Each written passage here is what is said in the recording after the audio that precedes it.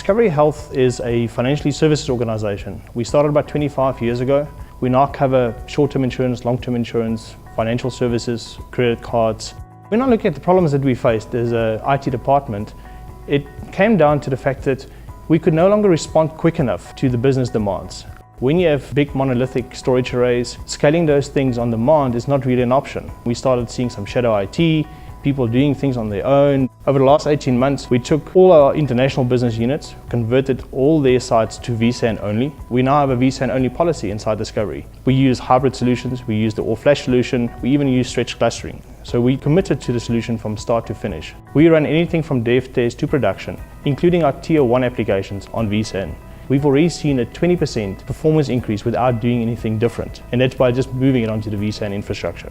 We also use stretched clusters. It's natively part of the product. So all our key things like Virtual Center, replication services, and virtualized automation, all of that sits on a management cluster. So in any DR scenario, we are covered. We can fail over instantly without having to perform any manual tasks. If we had to virtualize everything on Virtual SAN, by the end of the 3 years, that is 3/4 of the space that we save within our data center. Now, if you equate that for power and cooling, that's a massive saving for us.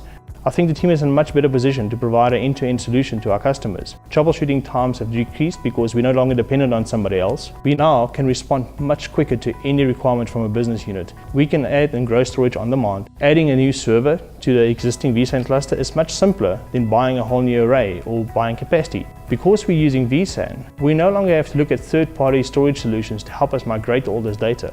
In a simple form, we're going to stretch clusters across dark fiber and basically replace hardware and evict them as we go along. We're looking at migrating close to 2,500 servers in a space of 6 weeks, which in traditional architectures we'll never be able to do.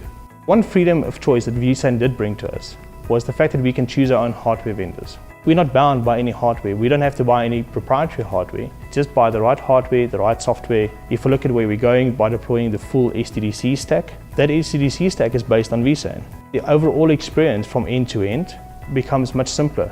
I think the solutions will speak for itself.